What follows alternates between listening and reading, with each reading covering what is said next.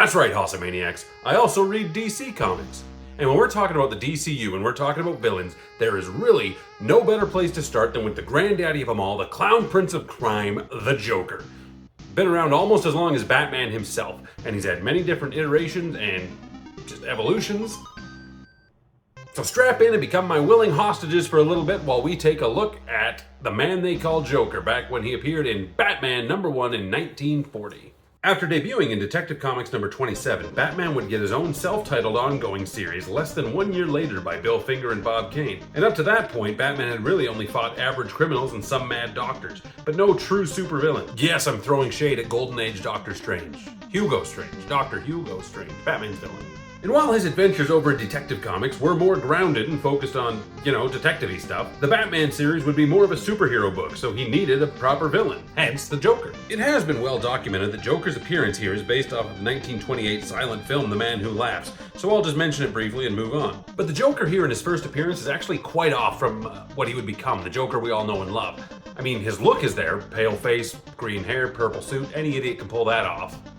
But, like I said, the way he acts is quite a bit different. Let's jump in and take a look at it. The Joker interrupts what I'm sure is a riveting radio airwaves that he is going to kill one Henry Callage and then steal the Callage diamond at precisely 12 midnight. And when the clock does strike 12, Henry Callage, surrounded by police, drops dead to the ground with an enormous smile growing across his face. And the diamond in his safe is revealed to be a fake. The Joker had already pulled off the heist the night before and injected Callage with a solution that takes effect after 24 hours, which is actually pretty damn awesome of the Joker. Batman and Robin read about this in the newspaper, and Batman decides that the time isn't right to go after the Joker just yet, although a man is dead. And over the years, Batman would kind of bear some of the weight and really, feel the guilt of every death caused by the Joker that Batman didn't prevent by taking care of the Joker. So, I mean, it starts right here. Although Batman doesn't actually feel any guilt, he's just like, nah, we'll deal with it later. But I mean, really, that guilt should start with Joker's second victim right here, Jay Wilde. Joker again announces over the radio that he's going to kill him in 1 hour. The police are there and Batman remains absent. And when the hour is up, Jay Wilde drops dead while a hollow grin grows upon his face. This time though, the Joker was hiding in a suit of armor from which he released a knockout gas for the police and shot his victim with a poisoned dart. At this point, the Gotham underworld is beginning to take notice, so they spread a rumor that the Joker is coming after one Brute Nelson next, hoping that Mr. Nelson will then take care of their clown problem. Of course, this rumor gets Batman's attention, and one half of the dynamic duo race out to protect the criminal from the Joker. Batman gets into a fight with the other gangsters, and this frees up Joker to shoot Brute Nelson. So the Joker is 3 for 3 here, but the Dark Knight does pursue him, and when he catches up with the Harlequin of Hate, he gets his ass kicked. The Golden Age Joker turns out was a badass brawler, more than capable of holding his own against Batman. It seems at last I've met a foe that can give me a good fight. Straight from Batman's mouth himself. Once more, the Joker announces his upcoming crime on the radio, and once more the police try to protect him. This time, it's a city official named Judge Drake who once sent the Joker to prison. Now this right here should be enough for Batman, the detective, to look into that and be like, oh, Judge Drake put this guy away. I could start cross-referencing people that Judge Drake put away, and I could solve, find out who the Joker is. But part of the great thing about the Joker is that, over the 80 years of history, we've never really known who he is, and he's got all that stuff there. But I mean, Batman should have been able to figure it out based off of this first early appearance. But like I said, I personally think it's great that 80 years later, we don't know who the Joker is. Or he's the lead singer of the White Stripes. It's the hardest button to button. The police chief is personally staying with Judge Drake to protect him, but disguises are actually also something the Joker is really good at, and the police chief is not the police chief. He's the Joker. Judge Drake, like all the others before him, dies smiling. Though a suspicious Robin follows the chief and then gets knocked out by the Joker, and Batman follows Robin with an infrared light, Batman and the Joker fight, and the Joker again gets the upper hand, and then he gets away. But Batman and Robin do quickly catch up to him and knock him off a roof. And that could be it. That could have been it right there. But Batman has to Batman, and he caught him. You're not dying on my watch. He says something along those lines. But it just could have been over. He knocked him off a roof. It happens. Could have slipped on his own, but Batman caught him, saved his life, and they lock him up behind bars because I'm sure that's someplace he'll stay. But back then, comics actually gave you a lot more bang for your buck, or 10 cents as it were, and there were 4 full stories, not full stories I guess, but there were 4 big stories in one issue. We had this Joker story, then we had a Hugo Strange story, and then we had a Catwoman story. She was just a cat, and it was on a boat and stuff, and then we had another Joker story. So the Joker's second appearance is in his first appearance in this first issue. Pulling out 2 false teeth and then using them as a bomb, the Joker escapes from prison and again takes to the radio to let let Gotham know that he will kill the chief of police at 10 p.m. And he succeeds because Batman didn't even try to stop him, even though Batman heard the message. Joker apparently previously put a dart into the ear hole of a phone, and when he called and screamed his own name, it was loud enough to launch the dart filled with Joker toxin into the chief of police's ear hole. The next day, Joker stole a painting, and then he killed another dude and stole a ruby, but when he threatens to rob the Drake Museum, at that point, Batman decides to step in. Also, just an aside here, we had Judge Drake in the last issue, the last part, and then we have the Drake Museum, and it's like, is there a connection there, or is it just kind of lazy, or what? But then also, is that a relation full circle coming back around to Tim Drake as Robin? Was that a callback to that, or is it just all a coincidence?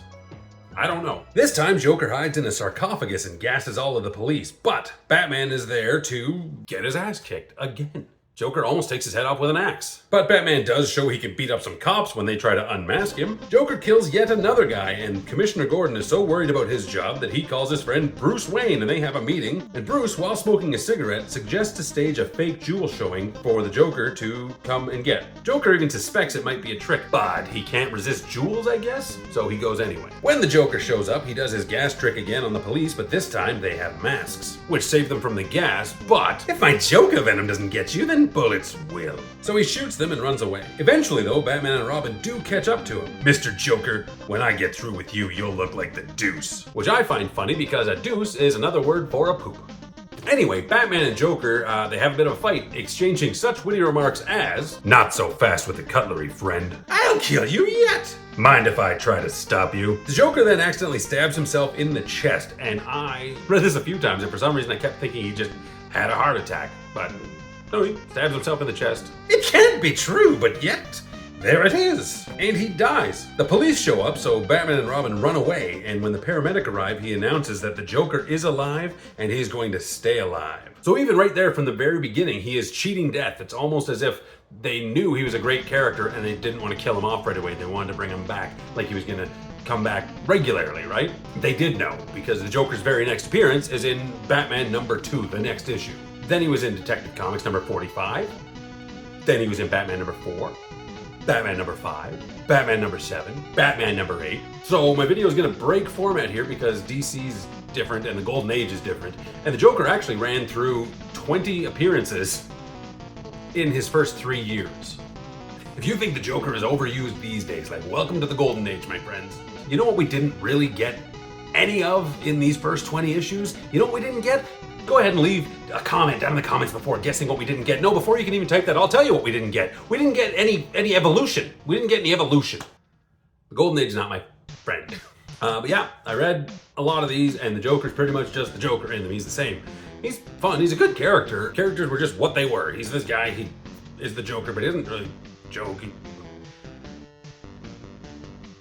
I don't know. If I was reading comics back then, 10 cents a month, I would have grown quite tired of the Joker over and over and over again. But I'm thinking, I can even say, like, back in the Golden Age, this isn't necessarily what the Joker would become, but, like, realistically, what is the Joker? I think everybody has a different interpretation of what the Joker is, and even if you look from the Golden Age to the 70s, to the 80s, to the 90s, and like, there's constantly different Jokers. Like even in the New 52, when Joker's wearing his face, like and then 3 Jokers. The Joker is constantly evolving, and I think that would have made a better video if I'd have thought of that before just now. I could have done the evolution of the Joker over the course of the years, just the different iterations of the Joker. But I looked at his early appearances, so. Since I'm not going to cover all these, I'll give you something. In 1951, in Detective Comics 168, something pretty interesting did happen. You're probably looking at the cover right now, so I won't bury the lead too much, but this was 1951, and I had no idea that this idea came about so long ago. It was written by Bill Finger and drawn by Lee Schwartz, who was credited as Bob Kane. That sounds about right. But Batman is the guest instructor at a state university's criminology course, because that makes sense when you stop and think about it. And he and his eager students open up a cold case about the Red Hood. 10 years ago, the Red Hood pulled off a heist and escaped the Batman by doing a Peter Pan into a deadly chemical mixture. A body was never found, but Batman assumed that the Red Hood either died or retired. Either way, he wasn't a problem for Golden Age Batman to worry about anymore. But on this very day, at this very university, at this very moment, the Red Hood returns and steals the school's payroll. Yes. Batman and his criminology students are now on the case. There are hijinks and there are herrings and there's all kinds of stuff afoot, but Batman and his guys, they do stop the Red Hood and they take off his mask and it is revealed to be the Joker. He wasn't even previously mentioned in this issue. Like, of all the red herrings, Joker was not one of them. But the chemicals changed his appearance and inspired him to become the Joker. So they gave us an origin, but they still didn't reveal anything. For something 70 years old, that's awesome as hell. I think the reason that the Joker is so iconic is because he was so overexposed back during the Golden Age, and then the kids or teenagers or whoever that was reading those back then grew up into the 50s and 60s, and they started becoming the writers on these comics, and each of them, you know, like, I think an 8-year-old kid reading this Joker is gonna treat it differently than a 40-year-old guy nowadays. He's gonna be like, oh, and he's got this idea, and the idea the Joker was to him, like, they don't necessarily go back and reread this old stuff to make sure they're getting it right. But as a kid, he's like, I saw the Joker as this, and that's what he writes into it as an adult in the later years, in the 70s and the 80s, right? And I think that's kind of probably why Joker has all these different twists depending on who's writing them and whatnot. And that's, I think, what makes the Joker so gosh darn great. But back in the Golden Age, he was not great, in my opinion. I got very tired of reading of these Golden Age stories. I didn't just get tired of the Joker. I got tired of Batman. I got tired of Robin. Like, it's just the same thing over and over again. And that's what it's meant to be. So it did the trick. Like, the idea of the more serialized soap opera stuff that came to be, it was an evolution of the art form itself. Which is, back then, it was the idea, like the serials in the movie theater. You can just pick up any issue and just have the same thing, status quo, same idea. You don't need to have read, you know, if you pick up Detective Comics number, what are they, 1008 or whatever is up now, you don't need to have read Detective Comics number 1 from back in the day and all these. So, it was just a different time. And yeah, while I do DC characters, I think the better format for DC characters, because of the Golden Age and the multiple universes and all the reboots, is to go back to the many first appearances style videos. If you haven't checked those out, check out the many first appearances of Plastic Man or even Poison Ivy. The Joker's great. You know what else? Here's a fun fact about the Joker, if you've stuck around this long. Can you name the first villain to ever get their own ongoing series? It's the Joker. And the Joker series, it was 78? Can't remember, but it was really good. It had, like, the Joker, other heroes would come in. The Creeper was in one of them, but then the Joker kind of would take on other villains just for his own. He wasn't like, I'm being a good guy. He was like, no, Two-Face is in and out of my territory. I'm gonna take care of that guy. Scarecrow was in one of them. Anyway, thank you very much. I forgot to ask you to subscribe at the start of the video. I thought to myself, I didn't write it down, but I made a mental note that, hey, some of these bigger YouTube channels say, hey, subscribe right at the beginning of the video. So I thought I would do that, but I did not. So if you could please subscribe to this video now that you're here at the end.